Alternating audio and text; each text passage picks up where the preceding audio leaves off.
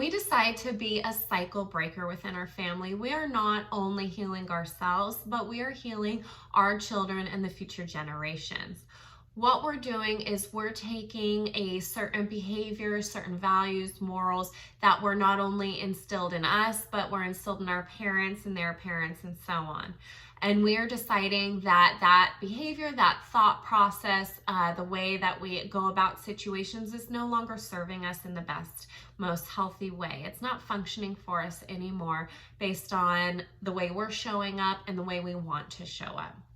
And so what we're doing is we're noticing that, and we're doing some deep healing work to stop that. And we're changing our behaviors and the narrative and the message for our children. This not only helps us heal and grow and show up in the way that we deeply and truly want, but it lays a strong foundation for our future generations.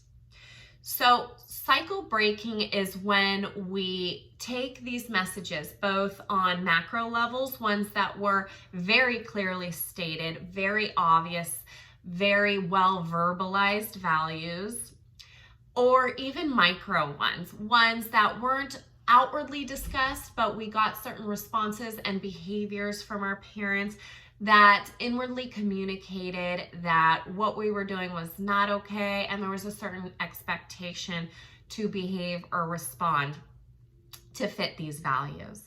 And so when we can pause and identify that that is how we're showing up, that because of that past history, now we are responding to our world and to people and our thought processes in a certain way, we can take genuine action to heal, to rewrite that narrative and to show up differently. Why is this important though? Why would we want to do that? Well, oftentimes when we realize we're getting certain responses from people, or we're showing up in ways that just aren't benefiting us, just aren't serving us, and we decide, I want to shift this. I want to change and show up differently. So what that can look like is, a very common example is someone who is a people pleaser. So people pleasing is when we often put our own thoughts or feelings or needs to the side because we are ending up putting someone else's feelings, thoughts, needs before ours. And there's a time and a place to make room and space for someone else. However, people pleasing is when you're continuously backing away, backing down, letting the other person kind of have their needs met more and more frequently than yours because you feel like theirs are more important, or you feel like yours, there's not a space for it, you're not allowed to show up and have a voice or get these needs met, or even to avoid conflict. Often we don't want to ruffle any feathers or get someone upset or anything like that. So we kind of let them get their way and kind of have more say and control in the situation, and we step to the side. And we do this not because we are trying to be kind and generous, or because, that really doesn't matter. So you can go ahead, you can have that. I don't really need that right now. We're doing it frequently, even though we have these needs, we have these thoughts, we're making this oftentimes unconscious decision to put our needs to the side for other people. And what this can look like growing up, how we can often become a people pleaser, is by either getting verbal cues or even non-verbal cues from our caregivers that our needs are less important, that other people's thoughts or other people's opinions are more valuable, and there's not a space for you to show up or you to contribute. So it can often look like getting shut down often, your feelings getting shut down, or being told, you're annoying, being told, that's not something you need to get upset about. Just let them get their way. You don't want to disrupt the family system. Just don't worry about it. It's not that important. I don't think you care very much, right? Those are very clear verbal ways that a parent can communicate this to you. And there's even nonverbal ways of, making sure that, if you wanted something, then your sibling might kind of get it more often. Or, if you are trying to contribute to the conversation, you're often not taken into consideration or ignored, things like that. And this often comes from not only your parents, but their parents and their parents before them. Just these little micro ways of handling situations, handling upset, handling anyone trying to have a strong voice, especially as a child, and not making space for that child's opinions or thoughts or anything like that. And it can be kind of tricky for a lot of parents and people to try and kind of end this cycle or stop. So when we've been told these micro messages, not only do we kind of absorb that and go about our lives that way, we often don't stop and realize it's a problem. We just think this is just the way I am, or, this is the way I function, and this is the best way that serves me because I don't have to deal with anyone getting upset with me. I don't have to deal with getting shut down. So that feels safer for me. And there's a lot of past reasons too with safety. A lot of families and a lot of people didn't have the ability to speak up.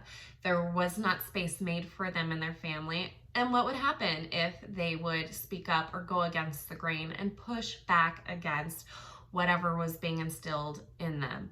It probably wasn't safe enough, and there probably also wasn't a lot of resources out there to share the value of being able to, in this example, speak your mind, share your feelings, the benefit of that, and having a lack of resources at your fingertips, a lack of studies, a lack of, books and articles on the benefits of healing, the benefits of sharing emotions and feeling like you are valued and taken into consideration, and there's space for your thoughts and feelings. A lot of that stuff was not out there.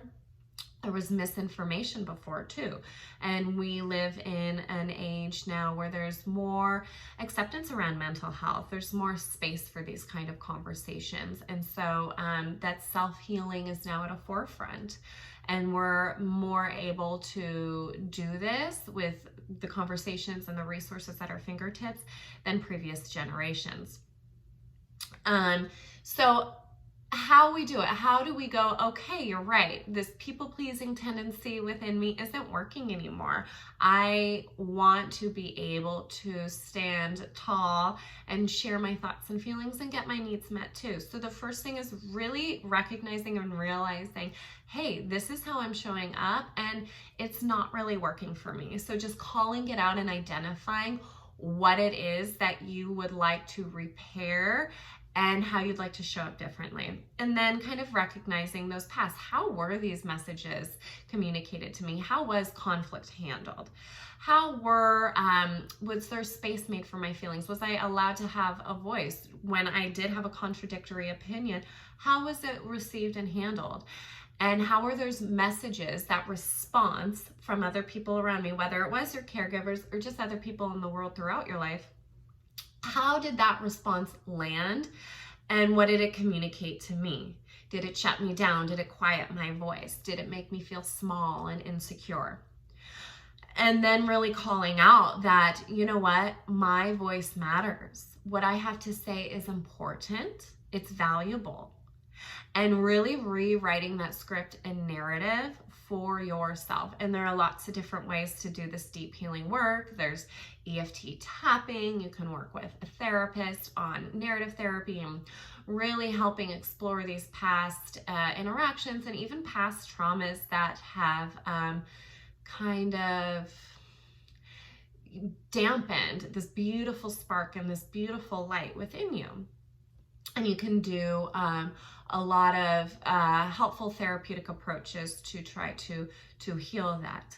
But my favorite is emotional freedom technique and tapping, because you really can help alleviate and rewrite and rewire the brain for the truth, and give yourself this power and control to be able to show up in the way that you want to show up. And then also, it's a lot of not only self-confidence, but this practice within it too. Finding little ways that you can speak up in kind of a way that is comfortable for you, especially in the beginning, so that you can get evidence that it's okay.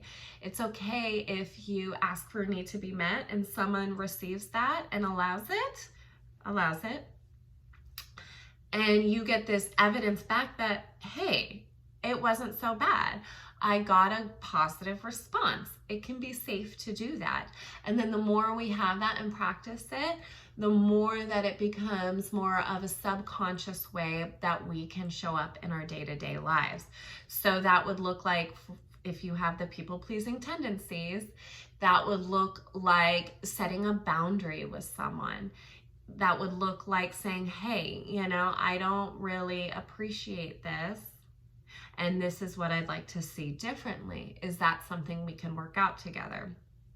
And hopefully this is in a safe, respectful relationship, so that person is able to receive it and make space for that need, and kind of value and respect that boundary, and then your need is met. And it can be strange and it can be scary and awkward doing this, especially if you've never really done it before. Again, the benefits of working with a therapist to create a strong plan and kind of buffer for how you can prep for it and even take care of yourself after. But kind of taking these strides towards this way that you want to be. And then for our children and the generations, and kind of rewriting that cycle and cycle breaking, is making space for your children. So if they have a need or emotional response, being able to kind of catch and calm that initial gut reaction to shut it down, or have them kind of go with the flow so it doesn't disrupt anyone or cause a big reaction, right? Making space for that and allowing that to happen, because you are trying to communicate to them what you did not get communicated to you, that it's okay to have a voice. It's okay to share your thoughts. It's okay to share your feelings. This is a safe space and your voice matters. I'm here and it's valuable. So when we start to kind of heal ourselves, we can show up differently for our own children, and then they get these messages. And so you're starting to break that cycle and those micro and macro values that were passed down through all the generations. And then that will in turn lay future opportunities for your children and their children and so on, to show up in really healthy, positive, beneficial ways, where they can shine and sparkle and be well-rounded and happy within themselves, but still respectful to others. And it can be a really beautiful thing. So thank you so much for watching and listening to this.